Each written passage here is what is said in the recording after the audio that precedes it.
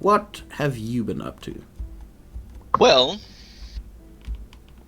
there is, very interestingly enough, I stumbled upon him the other day. A guy in South African living in Australia. I think I told you videos. about him, you bastard. Don't freaking... Yes. I told you about him. Yes. I told you about him, you bastard. Right, yes, it was you that told me. So it was, the DMG is his name.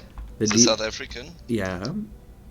And he does a bunch of YouTube videos on making your own modular dungeon tiles for Dungeons and Dragons or Pathfinder or whatever. Mm-hmm. And, I started doing it the other day, and it is really, really very fun. And it leaves a lot of creative options open on what you can do. Once you've got the basics down, there are some really interesting things one can make. Essentially, to give everybody that doesn't know an idea of how it works, is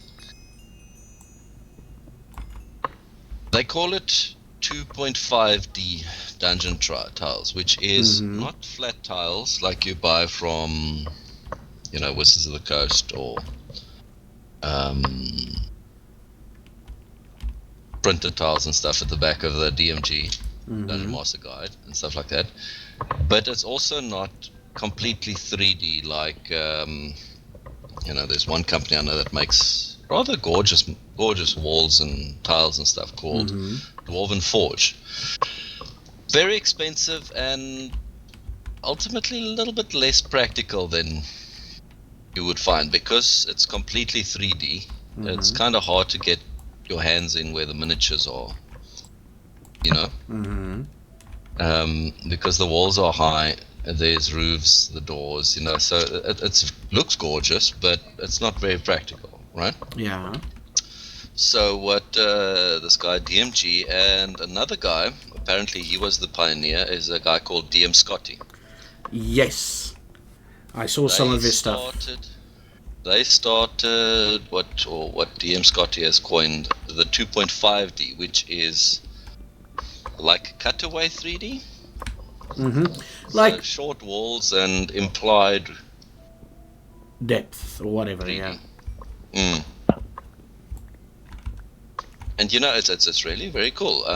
Basically, what it is you take high grade cardboard, double layered cardboard, stuff you find in TVs packed in or fridges, the durable ones, right? And you then cut it to size, and using a hot glue gun, you make short walls, and then just paint it, and it actually really comes out quite amazing. The cardboard has got a natural texture that lends itself very good or very well to tiles and flooring, dungeon flooring.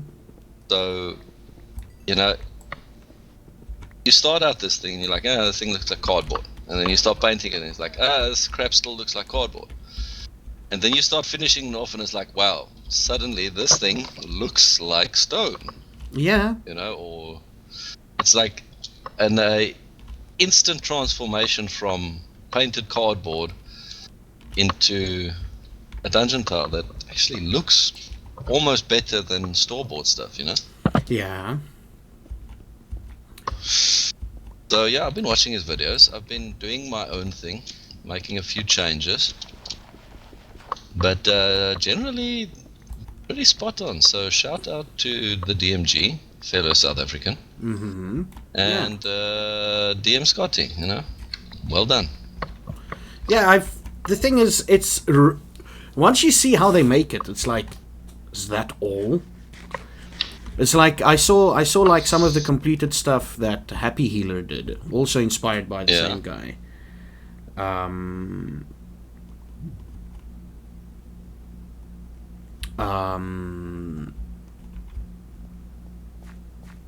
What was I talking about? I'm getting messages from Happy Healer now. Fuck. You were saying things that he did. Oh yes, I saw like his dungeon tiles, just the flooring. The stone flooring Yeah. with the dark lines, and it looks like stone and everything. I'm like, wow, this looks so complicated to make. And then I sat on a Twitch video of his while he was busy crafting it. I'm like, is this all you need to do? Is this the only thing you need to do to make it look like that? And he's like, yeah. I'm like, no way. No fucking way. It is. It's just like you will not believe it. You will not believe it. It is a case of you do this, you do that, and boom! All of a sudden, it's like wow, you know. Yeah. You know, I've been look. I need water. Oh, you I need died. water. I'm a coming. If I can find you. No. No. No. No, I lost you. Don't worry. Don't worry. Did you find water? I actually found a nook where I can throw where I poured my water down. I'm like, fuck this shit. Well, on the happy side of it, I found 8 diamonds. Nice. Nice. I found skeletons attacking me, and I'm like, and they have enchanted bows, and they light me on fire. Oh, okay. Yeah, Not good. but it's cool. So okay. Yeah, so So it you've is been- really interesting. What have you been crafting And, then? Well, DM Scotty and the DMG do not subscribe to gridded tiles. They are old school I've got Warhammer. I've got a thing that'll help you. But yeah, continue. Yeah. They old school Warhammer players, you know. So you've got a knotted string for distance, and you've got templates for blast areas and stuff. They do not use grids at all. They say it's too limiting, right? Mm-hmm. So what they do is they make tiles based on a specific dimension, a 6.25 or 6.5 centimeter block, which counts as a 2x2 tiles, right? Mm-hmm. And they craft all it based on that size. Now what I do is slightly different. Is I go on a 7.5 block, which is basically 2.5 grid movement, which is it's 2.5 per grid or 1 inch. And if you go 7.5, you get 3 by 3 grid, right? Then what I do is on either side I take off 1.25 centimeters to give me half a grid on either side for the walls, and then I've got 2 grids on the inside. Then what I do once I've now measured it out is I take a knife, you know, the cutting tool, the Stanley blade. I don't know what other people call it. Whoa, was that you? That was me.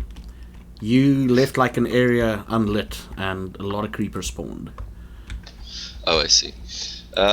You know, box cutter, Stanley knife, whatever you want to call it. It's the bladed thing for industrial cutting, right? Mm-hmm. And I just threw the top layer of the cardboard, the top layer only. I cut my grids, right? Mm-hmm. Then when I spray it, you know, I put the black overcoat on. Yeah. The lines remain, and then even when I paint it, you can see the grid lines, and it doesn't weaken the structure at all, and it looks pretty awesome. Oh, cool. So here's the thing. Happy Healer do it. Here's the thing he does. This is the way. Yeah. Let me just plonk down some lights. This is the way. Oh, that's a zombie. He takes a. Now I have to use the American word because I can't remember the South African word. He takes a kebab stick, a susati stokkie, Yes. a sosati stock. There, all my Afrikaans teacher from school is like, what the hell is he doing now? A susati stokkie is a kebab stick, right?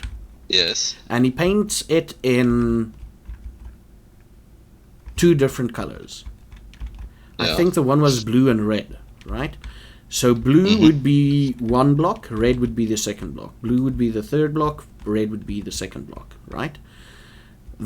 So the average that stick is the perfect size for average movement speed in D&D. Yeah. So what you do is you take that stick, place it on your character, and move him that way.